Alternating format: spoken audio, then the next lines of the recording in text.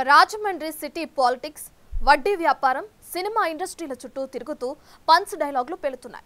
TDP, YCP అభ్యర్థులుగా బరిలో ఉన్న ఆదిరెడ్డి వాసు, ఎంపీ భరత్లు పొలిటికల్ సెటైర్లతో రాజకీయాన్ని రక్తికట్టిస్తున్నారు. అదేదో సినిమాలో హీరోగా కూడా యాక్ట్ చేసిన మార్కాని భరత్ డైలాగ్స్ తో పాటు యాక్షన్ కూడా స్టార్ట్ చేయడంతో జనం ముందు చెప్పులు, బెల్టులు ప్రత్యక్షమవుతున్నాయి. ఆ క్రమంలో ఇద్దరు యువనేతల ఆరోపణలు, ప్రత్యారోపణలకు అంతే లేకుండా పోయింది. మొత్తానికి వారి ఎన్నికల యుద్ధం రాజమండ్రి సిటీలో ఎలక్షన్ హీట్ పెంచింది.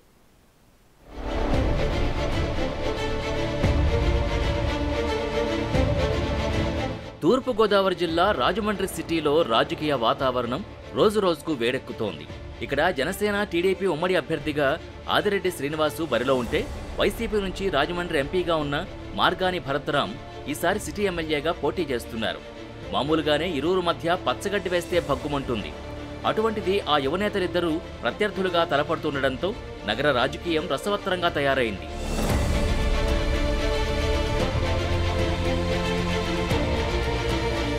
రాజమండ్రి ఎంపీగా ఉన్న మార్గాని భరత్ ఎంపీగా గెలిచినప్పటి నుంచి రాజమండ్రి సిటీపైనే ఫోకస్ పెట్టారు. పార్లమెంట్ సెగ్మెంట్ పరిధిలో మొత్తం 7 నియోజకవర్గాలున్నప్పటికీ మిగిలిన వాటిని పట్టించుకోకుండా ఆయన కేవలం సిటీ ఎంపీగానే వ్యవహరించారన్న విమర్శలున్నాయి. ముఖ్యంగా గుడ్ మార్నింగ్ రాజమహేంద్రవరం పేరుతో భరత్ ఎప్పటినుంచో రాజమండ్రిలో పలు కార్యక్రమాలు చేపడుతున్నారు. అందులో భాగంగా సిటీలో ఉన్న కంబాల చెరువు పార్కు అభివృద్ధి, happy street, eat street, Morampudi flyover తదితర పనులు చేశానని భరత్ ప్రచారం చేసుకుంటున్నారు.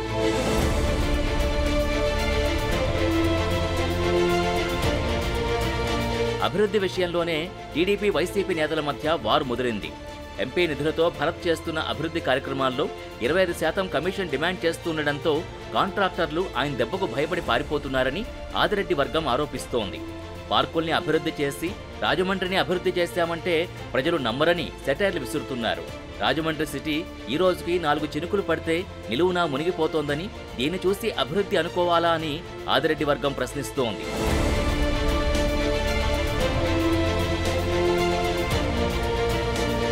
మరోవైపు మోరంపూడి ఫ్లైఓవర్ నిర్మాణాన్ని తమ పార్టీ అధికారంలో ఉండగానే పూర్తి చేస్తామని భరత్ ప్రకటించారని, అవసరమైతే తన ఆస్తులు అమ్మైనా నిర్మాణం పూర్తి చేస్తానని హామీ ఇచ్చారని టీడీపీ నేతలు గుర్తు చేస్తున్నారు. అయితే ఇప్పటివరకు ఫ్లైఓవర్ నిర్మాణం పూర్తి కాలేదని, దీనికి ఎంపీ భరత్ సమాధానం చెప్పాలని డిమాండ్ చేస్తున్నారు. మరోవైపు వాలంటీర్లు ప్రభుత్వానికి అనుకూలంగా పనిచేస్తున్నారని, ఆ పద్ధతి మానుకోవాలని వాసు తండ్రి ఆదిరెడ్డి అప్పారావు వార్నింగ్ ఇచ్చారని వైసీపీ నేతలు మండిపడుతున్నారు.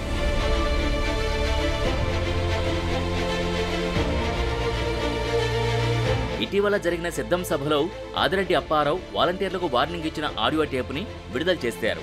ఈ సందర్భంగా అప్పారావుకి వార్నింగ్ ఇచ్చిన మార్గాని భరత్ చెప్పు చూపించడం సంచలనం రేకెత్తించింది. ఇదే సభలో వైసీపీ సీనియర్ నేతలు కొడాలి నాని, పేర్ని నాని కూడా ఆదిరెడ్డికి వార్నింగ్ ఇవ్వడం అగ్నికి మరింత ఆజ్యం పోసినట్టయింది. ఆదిరెడ్డి అప్పారావు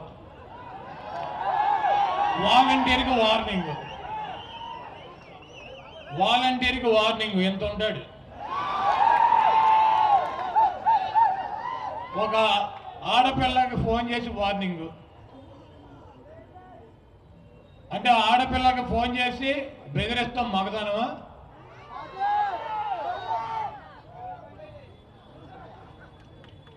ఈరోజు ఒకటి చెప్పదలుచుకున్న, వాలంటీర్లు కావచ్చు, వైఎస్ఆర్ కాంగ్రెస్ పార్టీ నాయకులు కావచ్చు, కార్యకర్తలు కావచ్చు,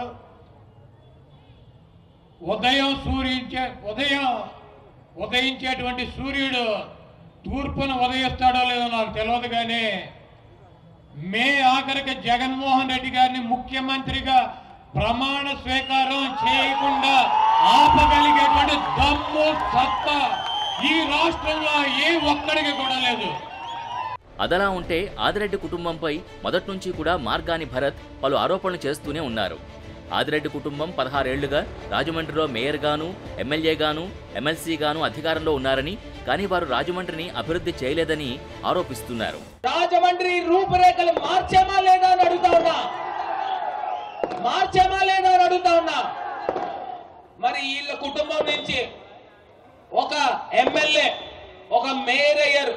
మనం ఇచ్చిన ఎమ్మెల్సీ జగనన్న రెక్కల కష్టంతో ఆయన పార్టీ పెట్టుకుని మొట్టమొదటి ఎమ్మెల్సీ వస్తే ఆ ఎమ్మెల్సీని చంద్రబాబు నాయుడు దగ్గర తాకట్టు పెట్టి అక్కడ పార్టీలోకి దూకేశాడు. 16 సంవత్సరాలు పదవుల్లో ఉన్నారు. రాజమండ్రికి ఒక్కటంటే ఒకటి ఏదైనా పని చేశారా అని అడుగుతా ఉన్నా. చేస్తే ఇలా చెప్పండి, లేకపోతే ఇలా చెప్పండి. చేయలే. మరి అలాంటి వ్యక్తులు మనకి ఎమ్మెల్యేగా ఎందుకమ్మా అవసరమా? ఇవాళ రాజమండ్రి అభివృద్ధి కావాలా లేదా అని అడుగుతా ఉన్నా. కావాలా? అభివృద్ధి కావాలా? రాజమండ్రి శాంతి భద్రతలతో ఉండాలా లేదా? పీస్ఫుల్ గా ఉండాలా లేదా? ఉండాలా? ఇవాళ రాజమండ్రిలో అపాతాతలకి అక్కా చెల్లెమ్మలకి సంక్షేమం కావాలా లేదా? ఈ విషయంలో ఆదిరెడ్డి వాసు కూడా ఎప్పటికప్పుడు కౌంటర్లు ఇస్తూనే ఉన్నారు. పలుమార్లు బహిరంగ చర్చకు సవాల్ విసురుకున్న పరిస్థితి కూడా ఉంది.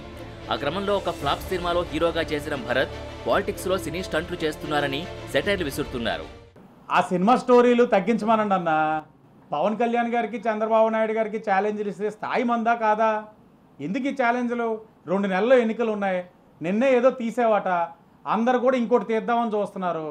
ఇవన్నీ సినిమా స్టంట్లు మానేసి ప్రజాక్షేత్రంలోని ప్రతి వార్డులోని వాళ్ళ నాయకులు ఎవరన్నా చూసుకొని పనిచేయమనండి. ఈ సినిమా స్టోరీలు తగ్గించుకోమండి. చేసింది ఒక సినిమా, అది ఫ్లాపు, దాని పబ్లిసిటీ కూడా సైట్ అమ్ముకొని చేసుకున్నాడు. దీనికి ఇంకా ఎందుకు సినిమా డైలాగులు? మీడియా ముందు మాట్లాడానా, నా పేజ్ ఎంతమందికి వచ్చింది, ఎంత బూస్ట్ చేసుకున్నాను, ఎన్ని లైకులు వచ్చినాయి, ఎన్ని షేర్లు వచ్చినాయి, ఇంకా ఇప్పటికీ ఇదే మారమని చెప్పండి అన్న.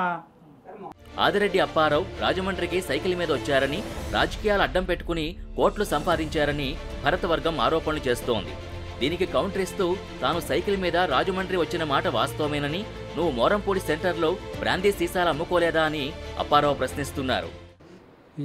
ఈ మహానుభావుడు ముందు బ్రాందీ షాపులోను ఏంటిది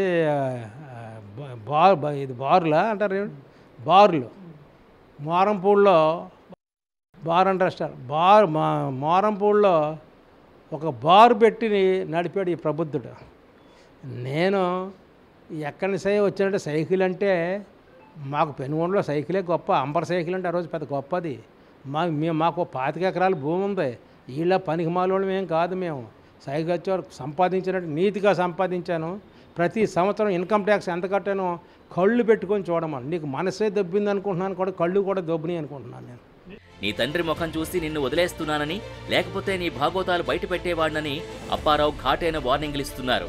వయసులో మీ తండ్రితో సమానమైన వాడిని నాపై చెప్పు చూపిస్తావా అంటూ ఆయన ఆగ్రహం వ్యక్తం చేశారు. మరోవైపు జన సైనికులు కూడా రంగంలోకి దిగుతున్నారు. పాపం నా కుమార సమానుడు, నా బిడ్డలాంటి వాడని ఎప్పుడో చెప్పాను. వాళ్ళ తండ్రి గారు ఒకసారి ఫోన్ చేసి నాకు, మార్గాన్ని నాగేశ్వరరావు నీ కొడుకు ఎంతో నా కొడుకు అంతే అప్పారా, కొంచెం సమకంగా చూసుకో అని ఆవుభూముల వ్యవహారంలో ఊపులో కూరుకుపోయాడు. ఆ రోజున వాళ్ళ పార్టీ నాయకులే నువ్వు ఎంత కాజేసేసావు డబ్బు అని చెప్పి వాళ్ళ పార్టీ నాయకులు తిడుతున్నా నీకు సిగ్గు లేదు భరత్రా. ఏనాడు కూడా నిన్ను నేనేం పరుషంగా మాట్లాడలేదు. నేను నువ్వేంటి చూపిస్తావా నాకు? నీ స్థాయి అంతా నా స్థాయిని మించిపోయిన స్థాయి ఉందా నీకు? నువ్వేం మాట్లాడుతున్నాను? చూపించండి అంటున్నా. నేను ఏం మాట్లాడాను అక్కడ? ఒక ప్రతిపక్షంలో ఉన్న ఒక ఎక్స్ ఎమ్మెల్సీగా, ప్రజెంట్ ఎమ్మెల్యే మామగారుగా నాకు అర్హత లేదా ప్రశ్నించడానికి సమస్యల మీద? Janasena party city incharge Anusri Satyanarayana belt చూపిస్తూ భరత్కి వార్నింగ్ ఇచ్చారు. మీ తండ్రి నీకు సభ్యత సంస్కారం నేర్పలేదని, చిన్నప్పుడు బెల్ట్ దెబ్బలు తగిలి ఉంటే క్రమశిక్షణలో పెరిగేవాడివని ఎద్దేవా చేశారు.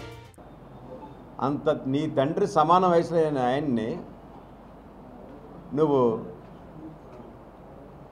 చెప్పు చూపించడం అంటే నీకు ఎంత బలుపు, ఎంత ధైర్యం నీకు. ఎంపీ గారు, మేము చేయగలం. నా ఉద్దేశం అయితే మీ తండ్రి గారు చిన్నప్పుడు మీకు సరిగ్గా బెల్ట్ దెబ్బలు తగలలేనట్టున్నాయి. బెల్ట్ దెబ్బలు తగిలితే మీరు కరెక్ట్గా లైన్లో పడిపోయారు. కానీ మేము చూపించిన బెల్ట్, ఈ బెల్ట్ దెబ్బలు మీకు పడతాయి. ఒళ్ళు దగ్గర పెట్టుకుని పెద్దాంతరం చిన్నాంతరం లేకుండా మాట్లాడితే మీరే అసలు రాజమండ్రికి రౌడీ చూసి చూపించారనుకుంటున్నారు మీరు.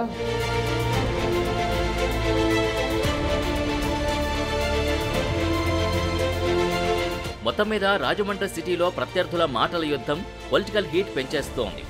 ఎంత రాజకీయ వైరమున్నా వ్యక్తిగత విమర్శలు చేసుకోవడం, చెప్పులు బెల్టులు చూపించుకోవడం ఏంటని సిటీ జనం విమర్శిస్తున్నారు.